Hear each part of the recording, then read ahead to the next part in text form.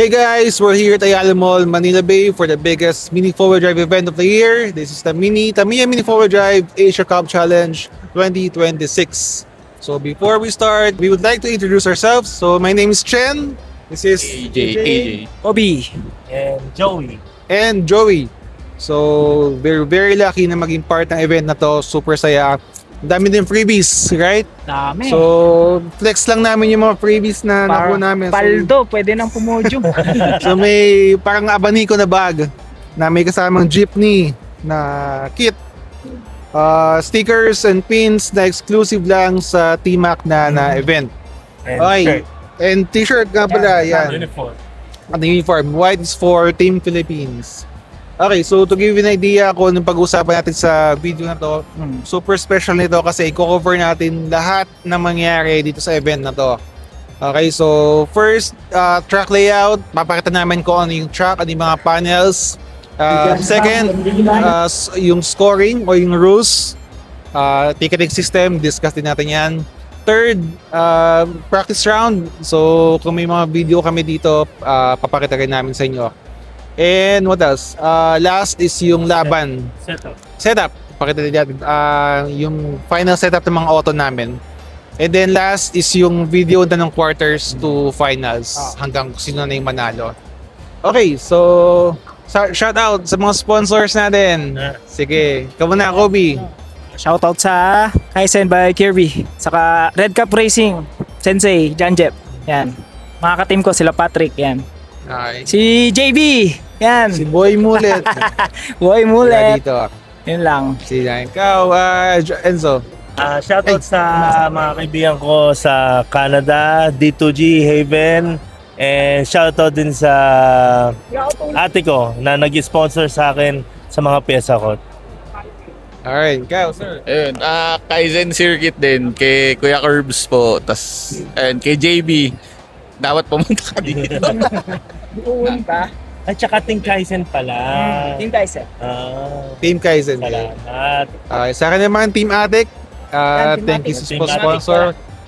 JR ng Sonic Boom, Meko ng Chaos Drop, and Jason ng Top Speed Motor Oil, at ang Q-Pulse Motor Oil na gawa ni Kirby.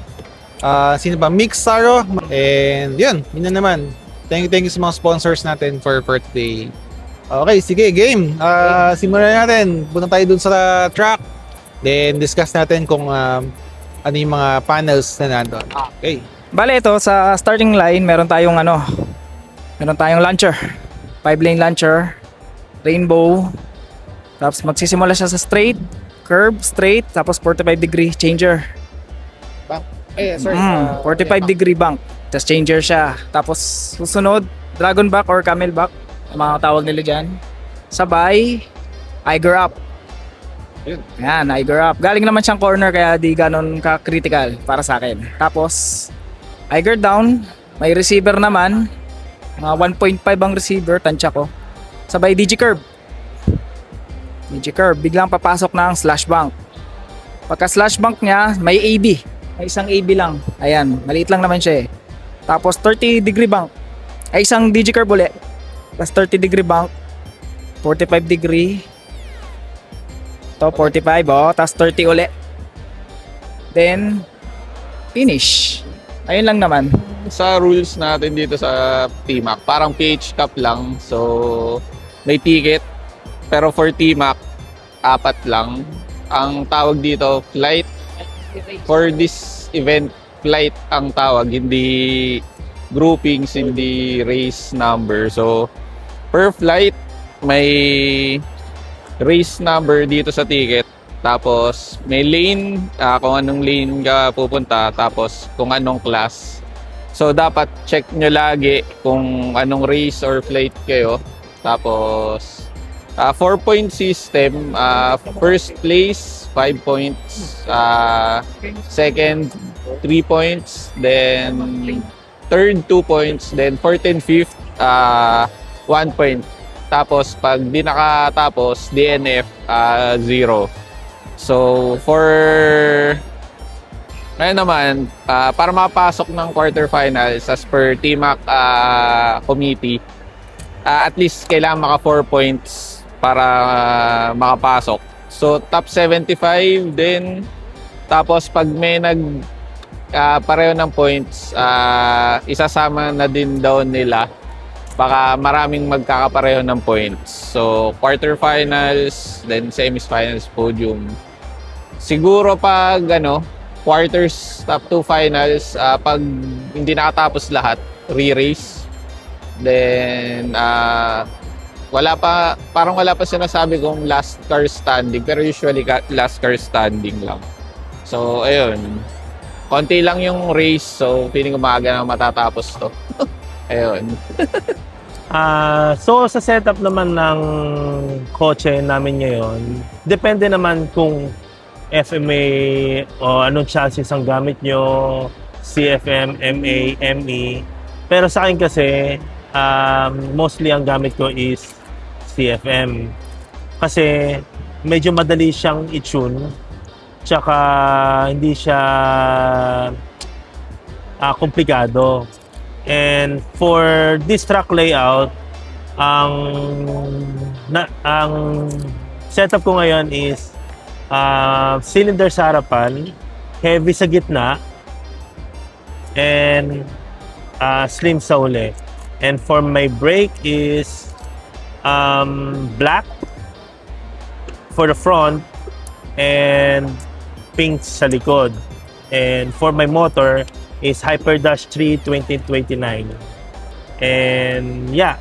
So kasi yung unang tinesting ko siya sa pink front brake, tapos wala akong brake sa likod. Ang napansin ko sa kanya is medyo pigil yung takbo niya dahil most of the time is laging sayad yung preno niya dahil may eager, and then tapos merong mga small jump tsaka doon sa curve na digi-curve. Kaya medyo bumabagal siya. So ngayon, yung pinalitan ko ng motor is HyperDash 3. Medyo binabago yung brakes ko. Ginawa ko naman siyang black, pero nag-support ako ng pink sa likod. Naging equal naman yung niya doon sa racetrack. At the same time, hindi siya nagre-reset. Kaya yun na napili ko. Hopefully, makatagos tayo hanggang finals or manalo na halos lahat ng Team Philippines manalo sa finals para at least meron naman tayong maiuwi sa Timac. Thank you. Ay, Kelvin, Cuenco! First lap.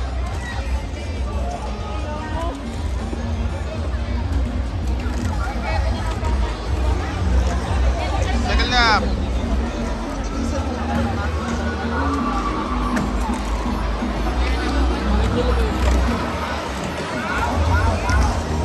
Third lap.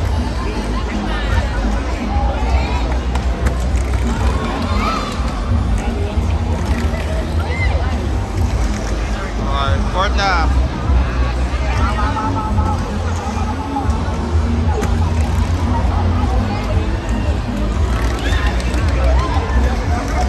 Alright, last lap.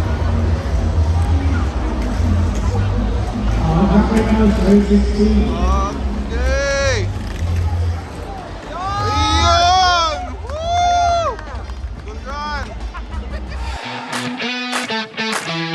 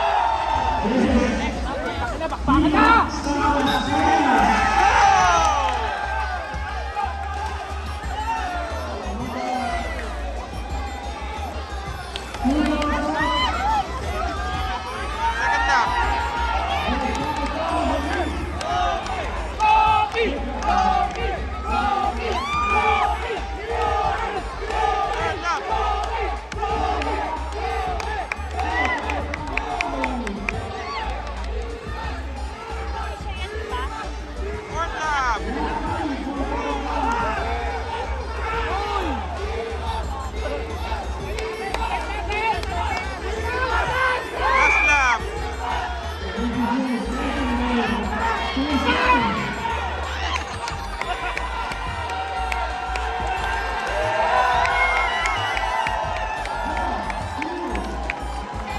naging plano mo? Actually mahirap talaga kasi yung battery hindi siya stable. Consistent? Hindi consistent. Merong pagbukas mo mahina, may malakas. Kaya wala kang konti lang yung option ng adjustment. Pero down from 65, nakakaya tayo ng second. So okay na yan. So may swerte pa rin na. Kailangan talaga ng swerte. Siyempre sa taas. Yeah. Sa taas. Thank you. Thank you. Thank you. Congrats, sir. Salamat po, Team Philippines. Thank you. Let's go.